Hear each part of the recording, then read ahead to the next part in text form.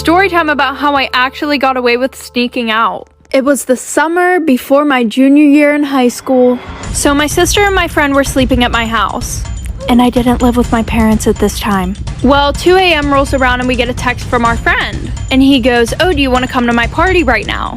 And we really wanted to go, so we had to come up with this elaborate plan on how we were going to get out of my house and get back in. Because we had to worry about a dog who freaks out every time someone leaves and comes back, motion-censored lights, adults waking up at 4:30 in the morning, and I was on the first floor of the house, thank God.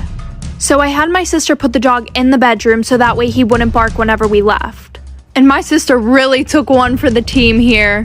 And then I told her whenever they wake up, let the dog back out of the room and lock the door, just in case they came to check in on us. So we called an Uber and bolted out of my house. Like for part 2. Okay guys, sneaking out part 2. And for all of you saying like, oh, why'd you have to sneak out if you weren't like, you know, living at your parents? I lived at my grandparents' house and they are strict. Anyways, so you know, we're at the party and we're having a great time, and I look at my phone and I realize that it's 4 o'clock and they wake up at 4:30 a.m.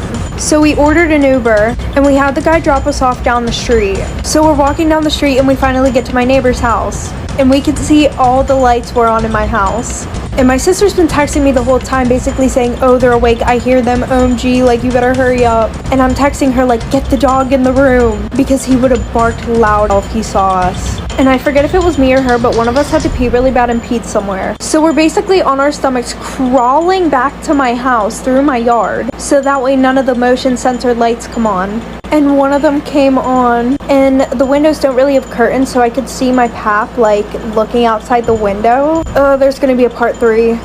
Okay, part 3, but for all the new people, guys, stop telling me to post the part 2 because I always post my part 2s.